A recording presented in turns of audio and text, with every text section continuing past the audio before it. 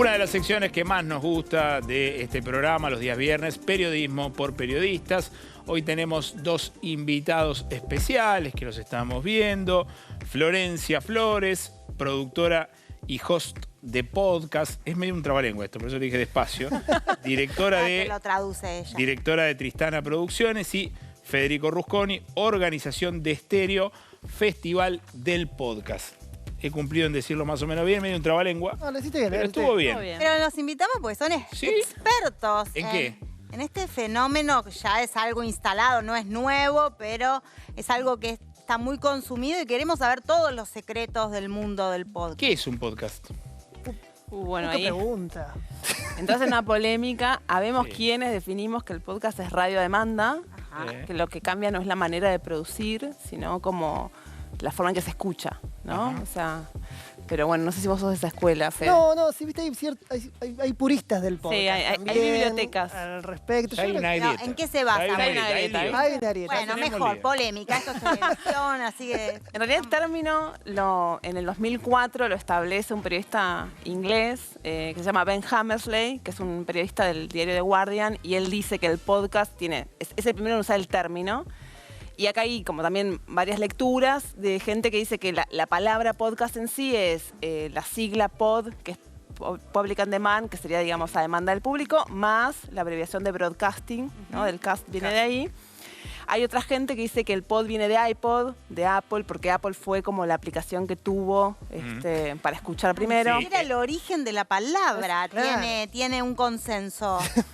Pero digamos que etimológicamente podrías decirse que Sí. el podcast es radio a demanda. En la entrega de los Martín Fierro de radio que televisó este canal, Jorge Lanata, no sé si lo tenemos para compartir, si no lo cuento, hablaba de esta cuestión, de al final es otra manera de hacer radio. Hay Eso una- es hay un un poco tema pole- ahí. es No, un poco polémico. No coincide, no coincide. Yo creo que tienen cosas en común. Tengo una colega que se llama y amiga Andrea Kukier, que ella dice que el podcast es el primo de la radio, por así decirlo. Ajá.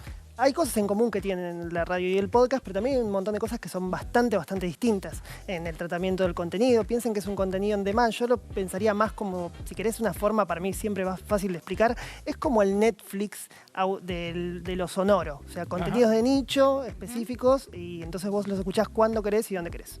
Bien. E incluso se cuelan en otras plataformas musicales como Spotify, Claro. ¿no? Que ahora está llena. Claro, Eso. bueno. Sí, Spotify otro tema. Todo es polémica, estoy dándome cuenta del podcast. Todo es polémica. Ahora, vamos a ponerlo, a ver, a la gente le gusta tocar las cosas, o sea, que algo sea físico. La gente dice, bueno, en la radio van un grupo de personas, hablan adentro de un estudio, dicen lo que dicen y hacen lo que quieren. Para hacer un podcast, ¿qué falta? ¿Qué hace falta, digamos? ¿Qué hace el que hace un podcast? Flora. Mira, hay muchos, digamos, para producir un podcast hay muchos rubros y hay muchos roles. Sí. Básicamente, quienes trabajamos profesionalmente tenemos un guión, tenemos una etapa de preproducción, tenemos, cuando contamos una historia, bueno, no solo investigamos y buscamos archivos sonoros de eso, sino que escribimos especialmente para que eso suene. Luego vamos a estudio, grabamos a estudio o a terreno cuando los podcasts son más de crónica, ¿no? Donde vamos a una situación a grabar, no necesariamente en estudio. Y luego, bueno, un proceso de edición y de Pero postproducción. eso se puede hacer con un teléfono, Todo eso se puede hacer con un teléfono, con el micrófono de tu teléfono, se puede hacer con micrófonos profesionales, se puede hacer con una grabadora profesional, se puede hacer con una grabadora, digamos, de periodista. Depende un poco de, digamos, la profesionalidad que vos quieras lograr en términos de calidad de audio también, que equipos uses, ¿no?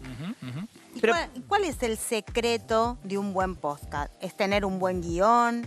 ¿Es encontrar un sonido diferente? ¿Es la manera de contar? ¿Qué es lo que hace atractivo a un podcast? Que hoy, si hay tanta oferta, uno tiene que encontrarle la fórmula a la Coca-Cola, ¿no? Sí, para mí una buena historia. Como siempre, una buena historia es lo que te puede marcar un diferencial en un podcast. Por supuesto, una buena historia también que esté teñida por temas de la agenda y de la coyuntura seguramente va a tener trascendencia también. Pero, por ejemplo, ahora, esta semana, tuvo mucha trascendencia un podcast que se llama La Segunda Muerte del Dios Punk, porque ganó Que un ganó premio un Gabo. premio Gabo, claro, sí. Rosario, ¿no? Sí, exactamente, un podcast rosarino de la productora de R Podcast. Y bueno, ahí tenés una historia que tiene cuestiones de coyuntura, hecha por gente súper profesional, periodistas también. Bueno, Nico Maggi es periodista. Digo, Para mí la clave es una buena historia. Ahora también es verdad que hay veces muy buenas historias que capaz que no trascienden tanto. El algoritmo también hay que ver en qué lugar te ubica a veces también. O sea, ¿no? el algoritmo también, somos víctimas del algoritmo también en el mundo del podcast. Sí, Ahora, en la periodicidad, porque en general uno también identifica el periodismo con algo que pasa en determinado momento, digamos, o en un mes, o todos los días, digamos. Esto es un tema también que es un diferencial con la radio, digamos, vos subís un podcast cada tanto, en realidad esa demanda, puede haber uno que lo suba una vez cuando haya, o hay como un debate también sobre cuándo, cómo. En realidad no hay debate, o sea, la periodicidad es, digamos, a gusto de quien produce, ¿no? Sí. Puedes tener un programa, un podcast diario, puedes tener uno semanal, quincenal, mensual. Digo, me parece que ahí lo importante es Cuando hay mantener... tantos, a mí me pasaba mucho, por ejemplo, con los newsletters.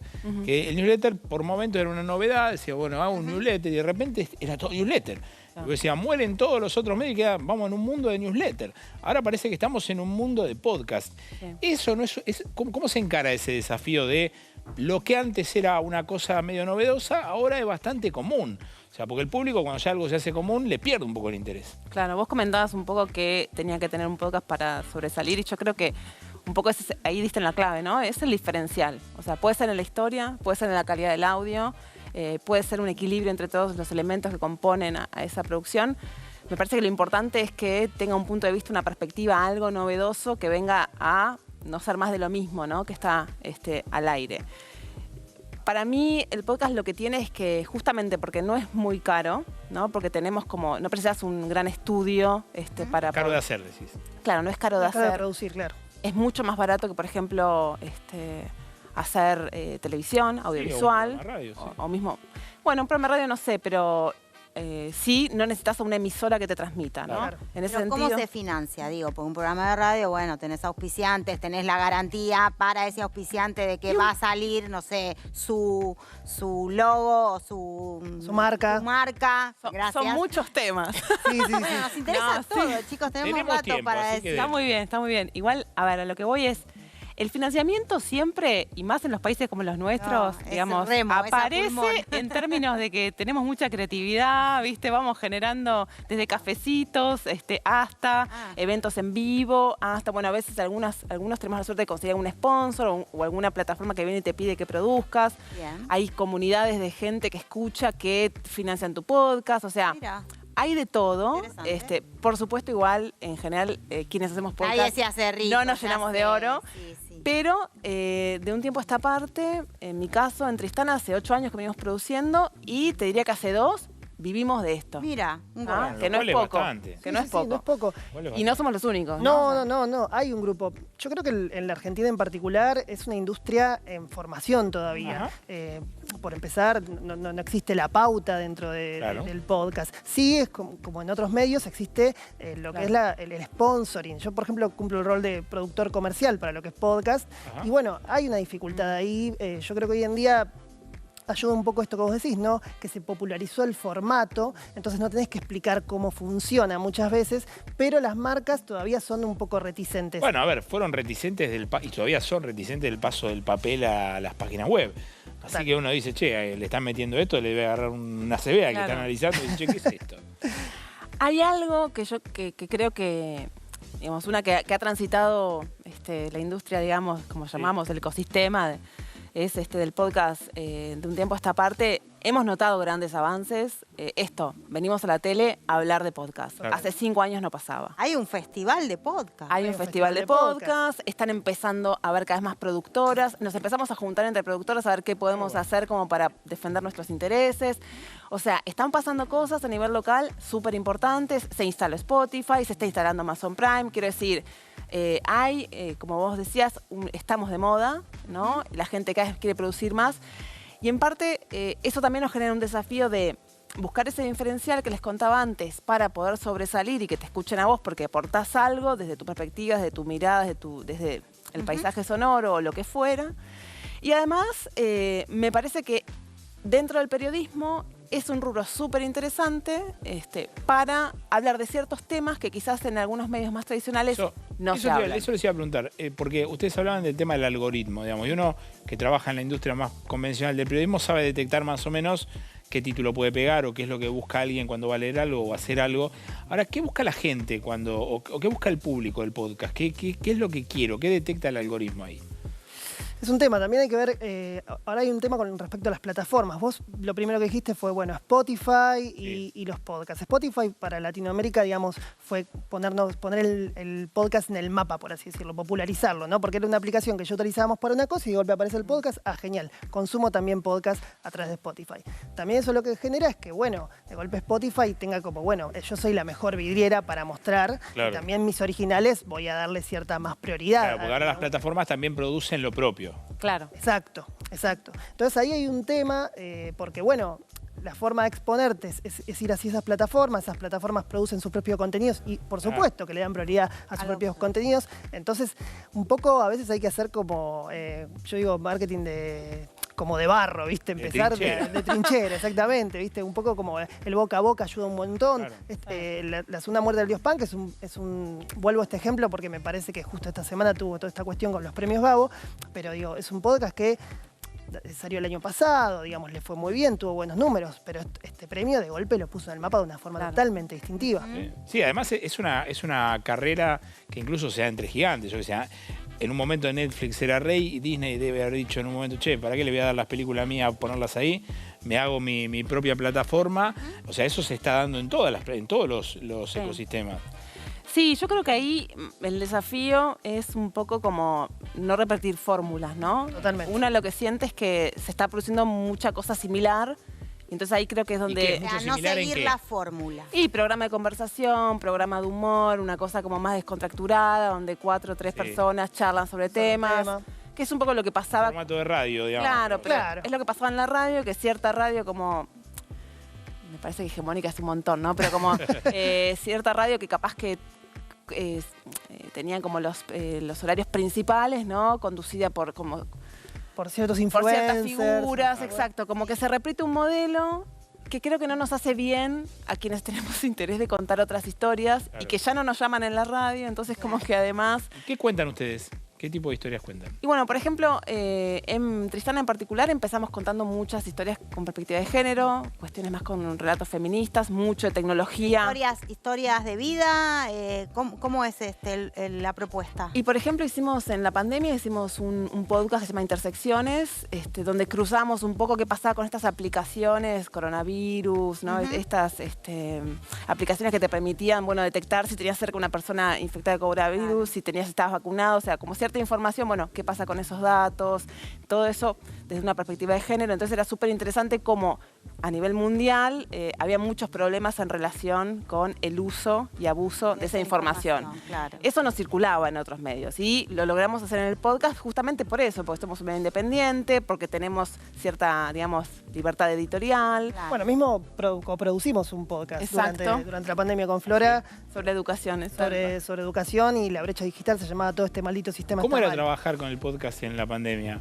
Porque uno dice, quizás es más fácil. Como todo remoto. Sí, todo remoto, todo en Bueno, pero tecnológicamente era un universo que ustedes ya tenían más o menos claro. Total, sí, no tenías, quizás te pasa que, por ejemplo, el podcast Todo este maldito sistema está mal, que coproducimos entre Podlab y Furor, fue un podcast que a veces necesitabas el comentario de un chico o de un padre al respecto de qué pasaba con cierta situación de la educación a partir de la pandemia y la brecha digital, y bueno, era un audio de WhatsApp. Claro. Después, bueno, en edición un poco limpiando calidad, eso, exactamente. ¿Y hay una duración promedio del podcast?